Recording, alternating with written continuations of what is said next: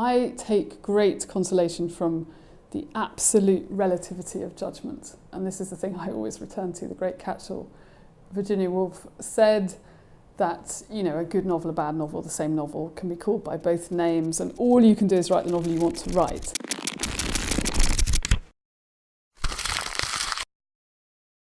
I suppose I always wrote. I was one of those weird children who endlessly conveyed their thoughts into prose, and I always invented strange worlds and put them into stories. When you're a child, of course, you just write, and there's that glorious enterprise of writing for no one except yourself or your imaginary friend or whoever it is. And but later you get into this thing of writing with the possibility it might get published. But actually, most of the stuff I write doesn't get published, so there's a huge...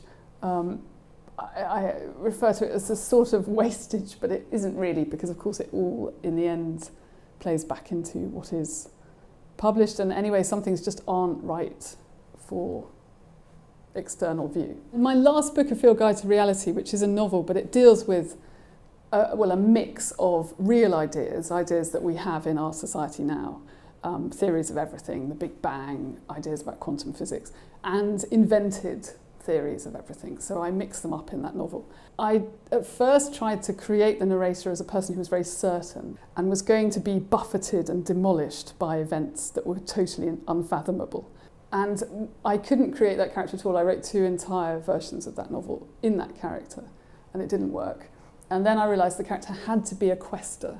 She had to be someone, again, in a way more faithful to the particular vantage point I have, although not me. Then that became a more natural way to write it. But that was a big fundamental problem with the book originally. That's the really important thing. It's usually a character or a voice. So you start with all these ideas, but they won't fly in a novel without that. If you've got the voice, you basically don't want to stop. You then have to write it as fast as you can, that's what I find, or as concentrated a form as possible. You're going to lose it otherwise. And that's a really slightly sort of mildly worrisome moment, because you have to try and forge the time then to really focus on that. There's a great history in writing of aphasia of writers who can't, they only false start, because every time they try to start, it feels like it's failed. It's always trying to mitigate against that feeling. You can think of anything you do as a complete failure.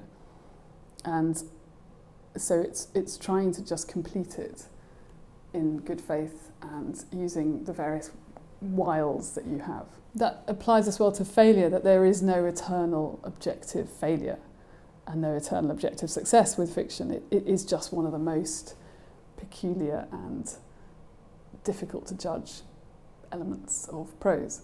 And so that, I think, is to, in a way, have faith in what you're trying to achieve. And if other people give you advice and it seems benign and useful, then that's fine, you can take advice.